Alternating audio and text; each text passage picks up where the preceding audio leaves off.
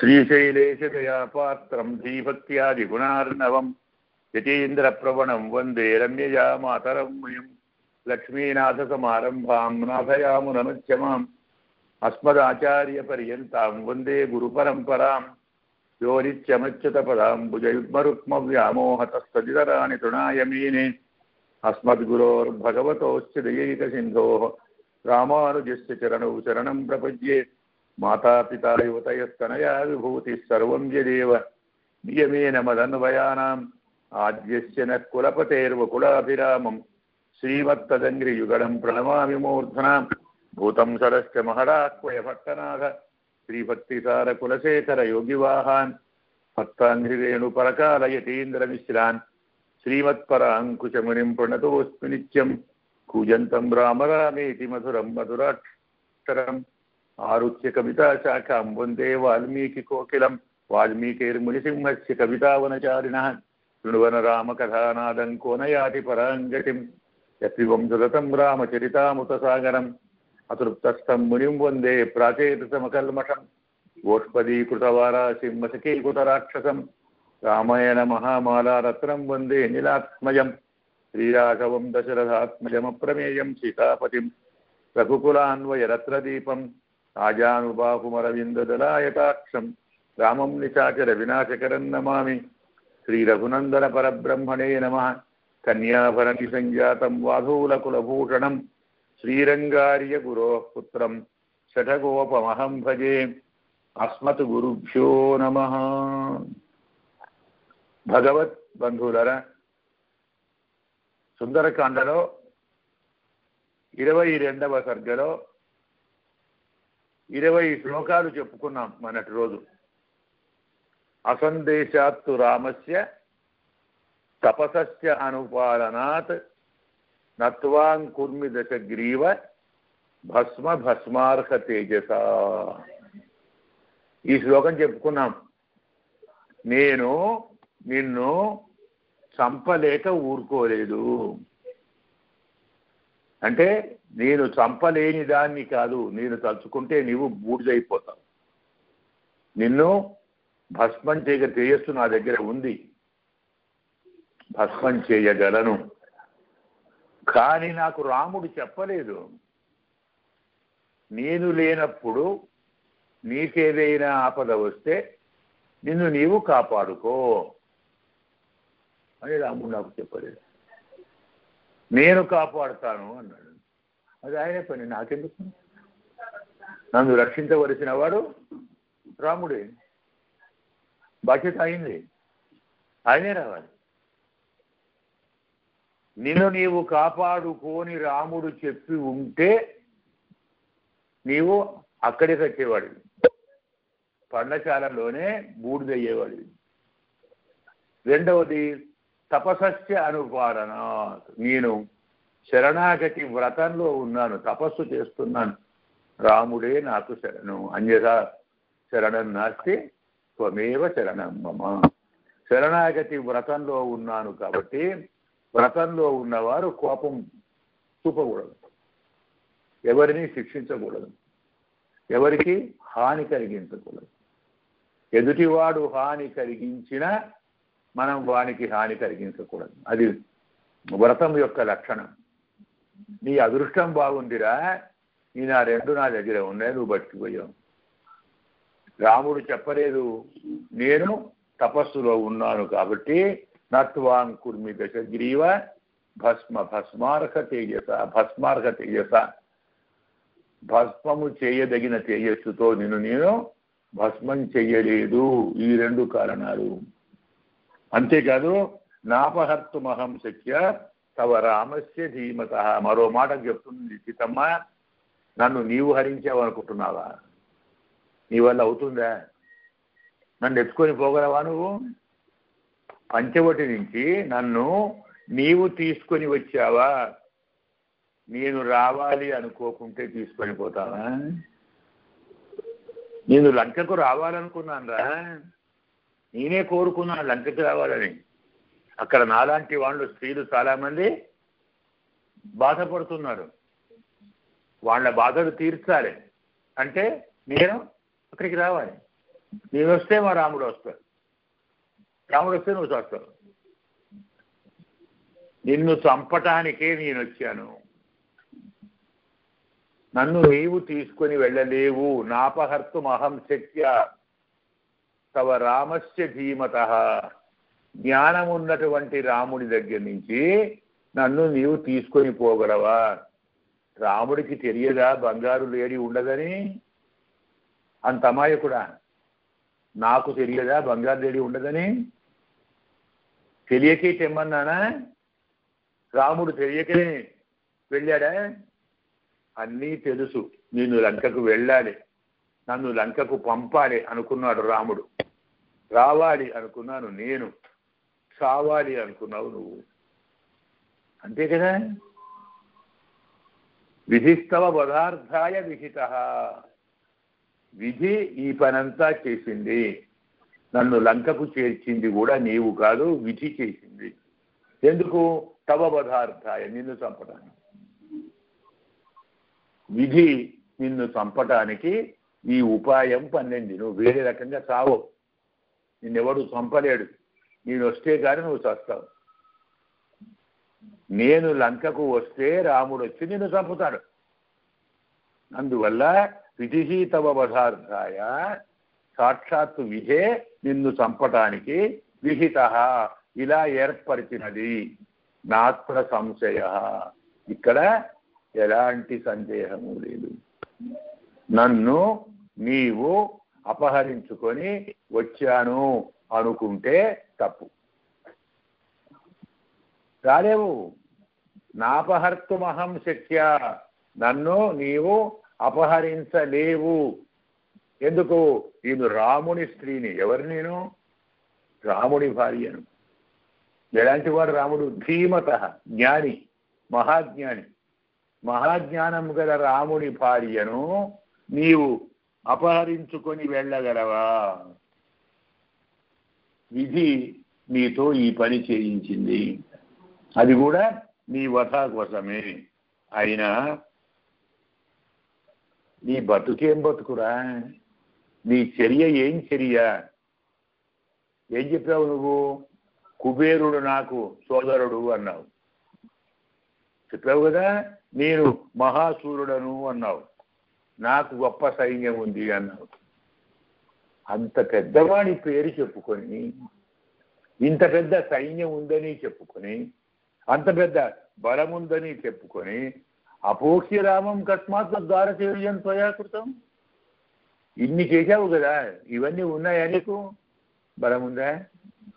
వీరుడవేనా? ఒప్పుకున్నావా? కుబేరునికి అన్న తమ్ముడివేనా? సైన్యము ఉంది, వీరుడవయ్యావు, కుబేరునికి తమ్ముడవయ్యావు. ఇన్ని ఉన్నప్పుడు రాముడు లక్ష్మణుడు నా దగ్గర ఉండగా నీవు వచ్చి యుద్ధం చేసి వారిని ఓడించి నన్ను తీసుకొని పోతే నీ మాట ఒప్పుకునేదాన్నేమో. బలవంతుడవని ఒప్పుకునేదాన్నేమో. నువ్వేం చేశావు? అపోక్ష్య రామం, రాముణ్ణి పక్కకు పంపించావు కదా. అక్కడ లేవు, రాముడు ఉంచలేదు. రాముణ్ణి దూరంగా పంపించి ఏం చేశావు? దారచౌర్యం, రాముని భార్యను దొంగిలించావు, దొంగవయ్యావు. ఎవరన్నా దొంగను వీరుడంటే ఒప్పుకుంటారా? వీరుడు దొంగ అవుతాడా? నిజంగా నీవు వీరుడివే అయితే, నిజంగా కుబేరుని సోదరుడివే అయితే, నిజంగా నీకు సైన్యం ఉంటే రాముణ్ణి పక్కకు పంపి దొంగతనమేమిటిరా? నీకే బుద్ధి కాదేది. ఎప్పుడైతే రాముణ్ణి పక్కకు పంపావో అంటే రాముడితో యుద్ధం చేయడానికి నీకు బలం లేదు, చేత కాదని ఒప్పుకున్నావు. పిరికివాడవు, వీరుడవు కాదు. దొంగ అంటే పిరికివాడే. దొంగ అంటేనే పిరికివాడు. ధైర్యం ఉన్నవాడు దొంగతనం చేయడు. నేరుగా ఎదురుగా వస్తాడు, యుద్ధం చేస్తాడు, తీసుకొని పోతాడు. యుద్ధంలో గెలిచి తీసుకొని పోవాలి. కానీ దార చౌర్యం, భార్యను దొంగతనం చేశావే, నువ్వు చెప్పుకున్నది ఏమిటి, చేసిన పని ఏమిటి? నేను మహావీరుణ్ణి, నాకు ఇంత సైన్యం ఉంది, నేను కుబేరునికి సోదరుణ్ణి. కానీ ఒక అమ్మాయిని దొంగతనం చేశాను. ఎంత గొప్ప పేరండి! ఇలాంటి నీకు పేరు వస్తుందా? దారచౌర్యం త్వయా కృతం సీతాయా వచనం శ్రుత్వా రావణః రాక్షసాధిపః. ఇలా మాట్లాడిన సీతమ్మ మాటలను విన్నటువంటి రావణాసురుడు వివృత్యనయనే క్రూరే జానకీం అన్వవైక్షత. కళ్ళు పెద్దగా చేసి విప్పి కళ్ళు సీతమ్మను కోపంగా చూశాడు. ఎలా ఉన్నాడు రావణాసురుడు? నీలజీమూత సంకాశ, నల్లని మేఘంలాగా ఉన్నాడు. మహాభుజ శిరోధర, పెద్ద భుజాలు, పెద్ద మెడ, ఇవన్నీ కలవాడు. సింహసత్వగతి, సింహంలా నడిచేటువంటి వాడు. దీప్త జిహ్వాగ్రలోచన, ప్రకాశిస్తున్నటువంటి నాలుక, కన్నులు కలవాడు. చరాగ్ర మకుట ప్రాంశు చిత్రమాల్యానులేపన, కిరీటం కదులుతూ ఉన్నది, దాని నుంచి కిరణాలు వస్తున్నాయి. చిత్ర విచిత్రమైనటువంటి మాలలు ధరించాడు, గంధములు ధరించాడు. రక్తమాల్యాంబరధర, ఎర్రని పూలమాలలు, ఎర్రని వస్త్రాలు ధరించి ఉన్నాడు. తప్తాంగద విభూషణ, చక్కగా కాలిచి వన్నె చేసిన చొక్కమైన అంటాం కదా, చొక్కమైన బంగారంతో చేయబడిన ఆభరణాలను ధరించి ఉన్నాడు. శ్రోణీ సూత్రేణ మహత మోచకేన మనం మొలతాడు అంటాం కదా, దాన్ని ఏమంటారు వీళ్ళు? శ్రోణీ సూత్రం అంటారు. అలాంటి మేచకేన సంవృత, బంగారు మొలతాడు చుట్టుకొని ఉన్నాడు. ఎలా ఉంది? రావణాసుడి నడుముకు బంగారు మొలతాడు ఉంటే ఎలా ఉంది అంటే, ఆనాడు వాసుకి చుట్టిన మందర పర్వతంలా ఉందట. మందర పర్వతానికి వాసుకి చుట్టితే ఎలా ఉంటుందో, రావణాసుడి నడుముకు ఆ బంగారు మొలతాడు అలా అంటే అంత భయంకరంగా ఉన్నాడు అని అర్థం. అక్కడ తాభ్యాం సపరిపూర్ణాభ్యాం భుజాభ్యాం రాక్షసేశ్వర, ఆ రావణాసురుడు పరిపూర్ణమైన 2 భుజాలతోటి శుచుభి అచల సంగాభ్య శృంగాభ్యామివ మందర, శిఖరాలతో కూడుకున్నటువంటి మందర పర్వతంలాగా రావణాసురుడు ప్రకాశిస్తున్నాడు. అలాగే తరుణాదిత్య వర్ణాభ్యాం కుండలాభ్యాం విభూషిత, బంగారు లేత సూర్యుడు వంటి రంగు ఉన్నటువంటి బంగారు కుండలాలతో అలంకరించబడి ఉన్నాడు. రక్తపల్లవ పుష్పాభ్యాం అశోకాభ్యాం వివాచర, ఎర్రని చిగురుటాకులు, ఎర్రని పూలతో కూడుకున్న మనకు అశోక పర్వతంతో, అశోక వృక్షాలతో ఉన్నటువంటి పర్వతంలాగా రావణాసురుడు కుండలాలతో ప్రకాశిస్తున్నాడు. సకల్పవృక్ష ప్రతిమహ వసంత ఇవ మూర్తిమాన్, చాలా అందగాడు రావణాసురుడు, అందాగా ఉంటాడు. అందులో అలంకారం బాగా చేసుకున్నాడు, అందుకే కల్పవృక్షంలాగా ఉన్నాడు. వసంతుడే మూర్తి భవించి రూపం దాల్చి వచ్చాడా అన్నంత బాగున్నాడు. కానీ బాగా అలంకరించుకున్నా, అందంగా ఉన్నా, అలంకరించుకున్నా భయంకరంగానే ఉన్నాడు. ఎలాగంటే శ్మశాన చైత్య ప్రతిమ, శ్మశానంలో బొమ్మ పెడతారు, ఒకటి బెదురు బొమ్మని పెడతారు. ఆ బొమ్మకు అలంకారం చేస్తే ఏముంటుంది? ఎలా ఉంటుంది?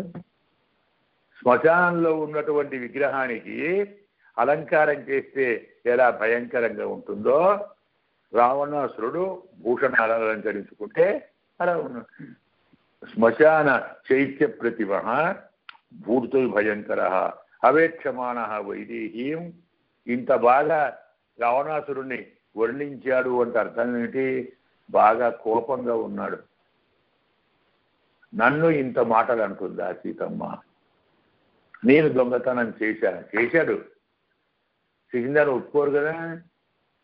నేను దొంగతనం చేశానా, నన్ను ఇంత మాట అంటుందా అని కోప సంరక్తలోచన, కోపంతో ఎర్రబారిన కన్నులు కలవాడై సీతమ్మను చూస్తూ ఉవాచ రావణ సీతాం భుజంగ ఇవ నిశ్వసన్, సర్పంలాగా బుసలు కొడుతూ రావణాసురుడు సీతమ్మతో ఇలా అంటున్నాడు. అనయేన అభిసంపన్నం అర్థహీనం అనువ్రతే నాశయామ్యహమద్యత్వం సూర్య సంధ్యానియోధత. అనయేనాభిసంపన్నం, నీతి లేని వాణ్ణి అనుసరించి ఉన్నావు. నీవు అనుసరించింది ఎవరిని? రాముడిని కదా. వారికి ఓ నీతి ఉందా? వారికి ఏమైనా డబ్బులు ఉన్నాయా? రాజ్యం ఉందా? ఏం లేదు. అర్థహీనం, అర్థము లేనివాడు, అపనీతి, అవినీతితో అనయం అంటే అన్యాయం, అవినీతి. అవినీతి అంటే ఏమిటి? వాస్తవంగా ఇక్కడ తనకు న్యాయంగా ప్రాప్తమైన రాజ్యాన్ని వదిలిపెట్టడమే అవినీతి. రాజెవరు? న్యాయంగా అయోధ్యకు రాముడే కదా. ఆమె చెప్పిండొచ్చు, ఈయన అడిగిండొచ్చు, ఈయన ఒప్పుకుంటాడు. అందువల్ల అన్యాయంతో కూడుకున్నవాడు, అర్థహీనుడైనటువంటి రాముడే అనుసరించిన దాన నాశయాన్ని అహమత్యత్వ సూర్య సంధ్యానిరోధస. నేను ఇంతవరకు చూచాను, ఓపిక పట్టాను, ఇక ఓపిక పట్టలేను. సూర్యుడు తన తేజస్సుతో సంధ్యను ఎలా నాశనం చేస్తాడో నేను ఎలా నిన్ను నాశనం చేస్తాను, ఇప్పుడే చేస్తాను. ఇత్యుక్త్వ మైత్రీం రాజా, ఇలా చెప్పి రావణుడు, శత్రు రావణుడు, తతః సర్వ రాక్షసీ ఘోర దర్శనా, పక్కన చుట్టూ ఉన్నారు, రాక్షసులు ఉన్నారు, కాపులా ఉంటారు కదా, వారందరూ ఎవరు? ఏకాక్షి, ఏకకర్ణ, కర్ణప్రావరణ, గోకర్ణి, హస్తికర్ణి, లంబకర్ణి, అకర్ణిక, హస్తిపాది, అశ్వపాది, గోపాది, పాదచూరిక, ఏకాక్షి, ఏకపాది, పృథుపాది, అపాదిక, అతిమాత్ర శిరోగ్రీవ, అతిమాత్ర కుచోదరి, అతిమాత్రాస్య నేత్ర, దీర్ఘజిహ్వనక, అనాసిక, సింహముఖి, గోముఖి, సూకరీముఖి. ఎవరు వీళ్ళంతా? రాక్షసులు. వాళ్ళ పేర్లు ఇవి. పేర్లే కాదు, వాళ్ళ వర్ణన కూడా. ఎలా ఉంటారు వాళ్ళు? ఏకాక్షి, ఒకరికి ఒకే కన్ను ఉంది, ఇంకొకరికి ఏకకర్ణ, ఒక్క చెవి ఉంది, ఇంకొకరికి కర్ణప్రావరణ, చెవు చుట్టూతో చర్మం బాగా దాన్ని చెవును కప్పేసింది. అలాగే గోకర్ణి, గోవు వంటి చెవులు గలది కొందరు. హస్తికర్ణి, ఏనుగు చెవులు గలది. లంబకర్ణ, వెళ్ళాడుతున్నటువంటి చెవులు గలది. అకర్ణిక, ఒక ఆమెకు చెవులే లేవు. హస్తిపాది, ఒక ఆమె పాదాలు ఏనుగు కాళ్ళలాగా ఉన్నాయి. ఇంకో ఆమె అశ్వపాది, గుర్రం కాళ్ళలాగా ఉన్నాయి. గోపాది, ఆవు కాళ్ళలాగా ఉన్నది. పాదచూలిక, ఒక ఆమెకు పాదానికి జుట్టు ఉంది, శిఖ, పాదచూలిక. ఏకాక్షి, ఒక్కన్ను గలది, చెప్పాం కదా. అలాగే మళ్ళీ చెప్తున్నారు, ఏకపాది, ఒక కన్ను, ఒక పాదము, పెద్ద లావు పాదము, పాదములు లేనిది. అతిమాత్ర శిరోగ్రీవ, పెద్ద తలకాయ గలది ఒక ఆమె, పెద్ద మెడ గలది ఒక ఆమె. అతిమాత్ర కుచోదరి, పెద్ద ఉదరము కలది. అతిమాత్ర హాస్యనేత్ర, ఒక ఆమె పెద్ద బాగా వెరిపోయినటువంటి నోరు కలది. ఒక ఆమె పెద్ద పెద్ద కందులు కలది. దీర్ఘజిహ్వ, పెద్ద నాలుక గలది. పెద్ద పెద్ద గోళ్ళు కలది. ఒక ఆమె అనాసిక, నాసికే లేదు. ఒక ఆమె సింహముఖి, ముఖం సింహంలాగా ఉంది. ఇంకొక ఆమె గోముఖి, ఆవు ముఖంలాగా ఉంది. ఇంకొక ఆమె సూకరి, సూకరి అంటే సూకరం అంటే పంది, పంది ముఖంలాగా ఉంది. వీళ్ళందరూ రాక్షసులు. సీతమ్మ చుట్టూ వీళ్ళంతా కాపలా ఉన్నారు,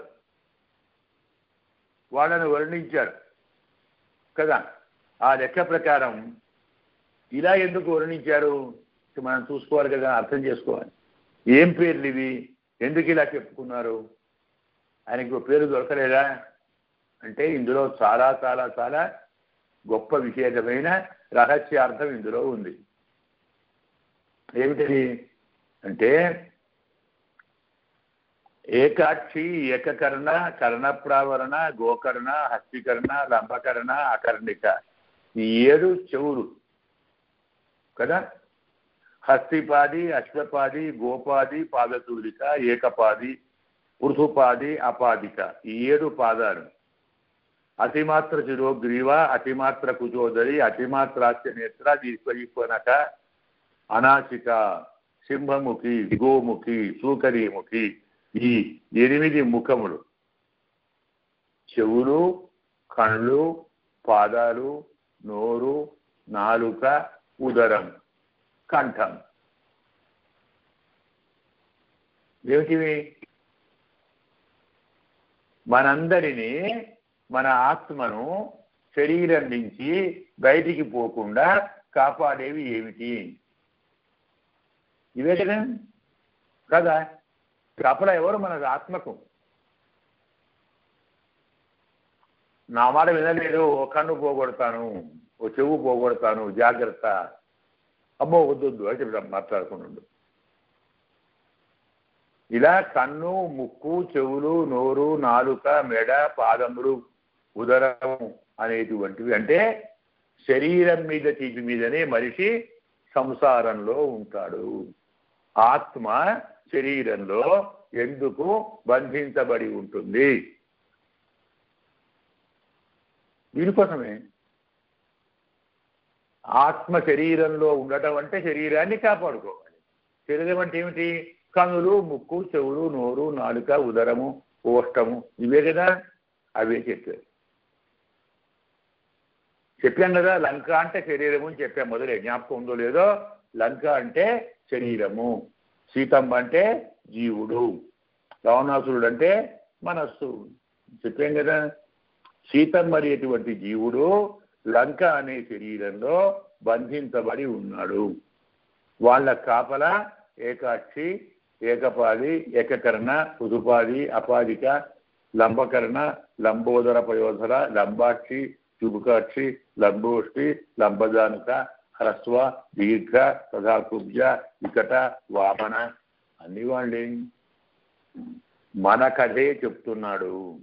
జీవుడు శరీరంలో బంధించబడి ఉంటే వాడిని అక్కడి నుంచి బయటికి పోకుండా మన అవయవాలే కాపలా కాస్తుంటాయి. నా కన్ను బాగుండాలి అనుకుంటారు కదా, నా చెవు బాగుండాలి, నా ముక్కు బాగుండాలి, నా నాలుక బాగుండాలి, నా నోరు బాగుండాలి, నా మెడ బాగుండాలి. వాటిని జాగ్రత్తగా చూసుకోవాలి. వాటి కోసమే, అవయవాలను సక్రమంగా చూసుకోవడానికి కోసమే శరీరంలో ఆత్మ బంధించబడి ఉంటుంది. అవయవాలతో నాకు పని లేదు అన్నప్పుడు సమస్య లేదు, ఉంటేం పోతే. అందువల్ల వీరిని కాపలా ఉంచటంలో పరమార్థం ఇది. ఇలా వీరందరినీ మనస్సులో పెట్టుకొని రావణాసురుడు యథామద్వశగా సీత క్షిప్రం భవతి జానకి. జాగ్రత్తగా గుర్తుంచుకోండి, సీత త్వరగా నా వశం కావాలి, త్వరగా కావాలి. ఎలా నా వశం అవుతుందో తథా కురుత. మీరంతా ఆ ప్రయత్నంలో ఉండండి. మీరేం చేస్తారో నాకు తెలియదు, సీతమ్మ నా వశంలో ఉండాలి. అందువల్ల సీత యథా మద్వశగా సీత క్షిప్రం భవతి జానకి. సీత ఎప్పుడు ఎలాగైతే నా వశంలో త్వరగా ఉంటుందో తథా కురుత, మీరంతా అలా చెయ్యండి. సర్వాహ క్షిప్రం సమేత్య, అందరూ కలిసి ఒక్కటై ఏం చేస్తారో ఆమెను ఆ మనసు మార్చాలి. సీతమ్మను నా వశం చెయ్యాలి. ప్రతిలోమ అనులోమ ఇత్య, అనుకూలంగా వ్యతిరేకంగా, సామంతో, దానంతో, భేదంతో, దండోపాయంతో ఏమైనా చెయ్యండి. ఆవద్యేత వైదేహీం దండస్య ఉద్యమనేనచ, దండిస్తాం, మా మాట వినకుంటే నిన్ను దండిస్తాం అని భయపెట్టండి, బెదిరించండి, భేదం చెయ్యండి, దానం చెయ్యండి, సమ ఉపయోగించండి. ఇలా ఏం చేస్తారో నాకు తెలియదు, ఏమైనా చేసి మీరు సీతమ్మను నా వశం చెయ్యండి. ఇది ఇప్పుడు సమాధిస్య రాక్షసేంద్ర పునః. ఇలా వారందరికీ ఆజ్ఞ ఇచ్చి, కామమన్యుపరీతాత్మ, కోరిక ఉంది, కోపం ఉంది. అంటే అర్థమేంటి? రెండు శత్రువులు వాళ్లే కదా, క్రోధము కామం మీద. కామ ఏష, క్రోధ ఏష, రజోగుణ సముద్భవ అన్నట్టుగా శత్రువులు ఇద్దరే మనకు. జశత్రు మహారూపం, కామరూపం చెప్తాడు. కామం అనేది ఒక శత్రువు, ఇంకో శత్రువు కోపం, ఆ రెండు ఉన్నాయి.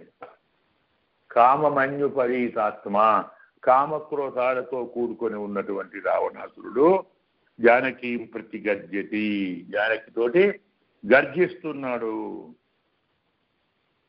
క్షిప్రం రాక్షసి ధాన్యం అదిని పరిస్ఫుజ్యమృత గ్రీవం ఇదం వచనం అబ్రవీ. చంపుతాను బెదిరించాడు. చంపడానికి వెళ్ళాడు, మళ్ళీ వెనక్కి వచ్చాడు, ఇంకెవరితో ఏదో చెప్పాడు. మళ్ళీ చంపడానికి పోతుంటే ధాన్యమాలిని అంటే అర్థం మండోదరి, ఆమెకే ధాన్యమాలిని పేరు, ఇద్దరు వేరు కాదు.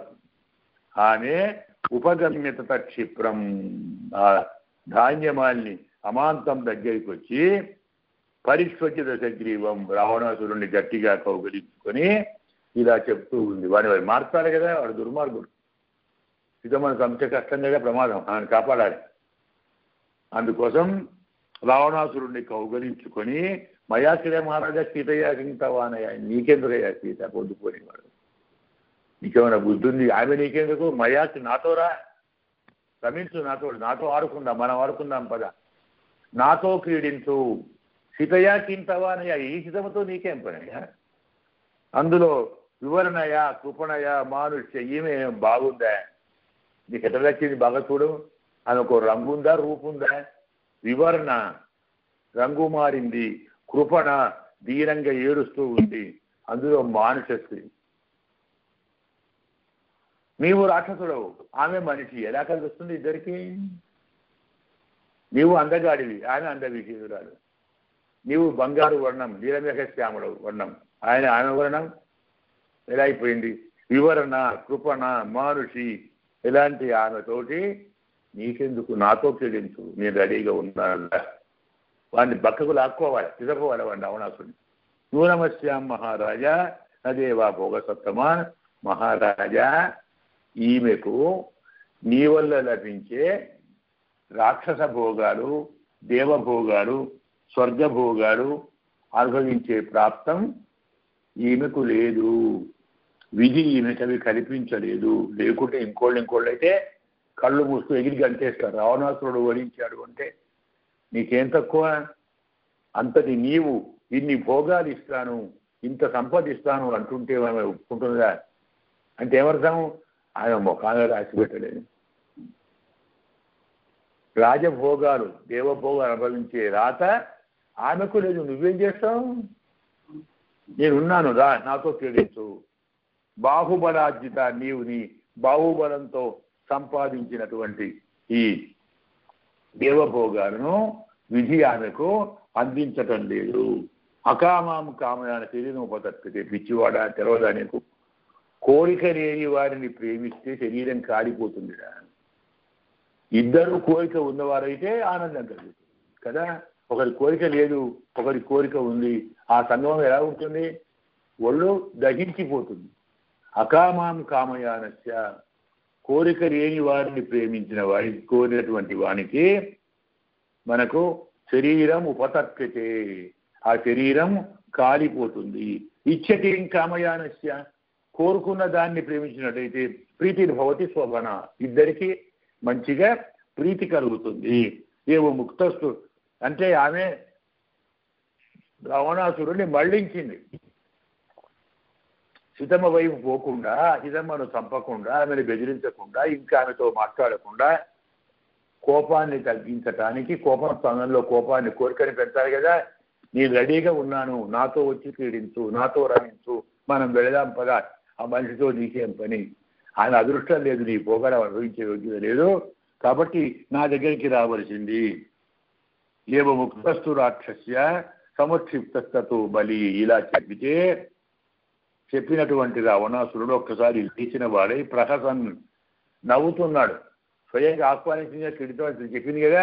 అందువల్ల ప్రహసన్ మేఘ సంకాశ, మబ్బు వంటి మహానుభావుడు రాక్షస సహ న్యవర్తత, అక్కడి నుంచి వెనక్కు తిరిగి వెళ్ళాడు. ప్రస్తుత సదసగ్రీవ కంపయందివ మేహిని, భూమిని కంపిస్తున్నట్టు, వాడు పెద్దవాడు కదా, మేరవందలాగా ఉంటాడు. అలాంటి వాడు భూమి కంపిస్తున్నట్టుగా, కంపింపజేస్తున్నట్టుగా ప్రస్థిత, అక్కడి నుంచి బయలుదేరి వెళ్ళాడు. జలద్భాస్కర సంకాశం ప్రవివేశ నివేశనం, మండుతున్న సూర్య భగవానుడి వలె ప్రకాశించేటువంటి తన భవనానికి రావణాసురుడు ప్రవేశించాడు.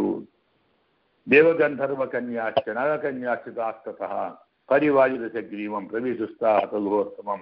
అతను వెళుతూ ఉంటే అతని వెంట దేవతలు, గంధర్వ కన్యలు, దేవకన్యలు, నాగకన్యలు అందరూ అతన్ని చుట్టుముట్టి అతని వెంట అతని గృహంలోకి ప్రవేశించారు.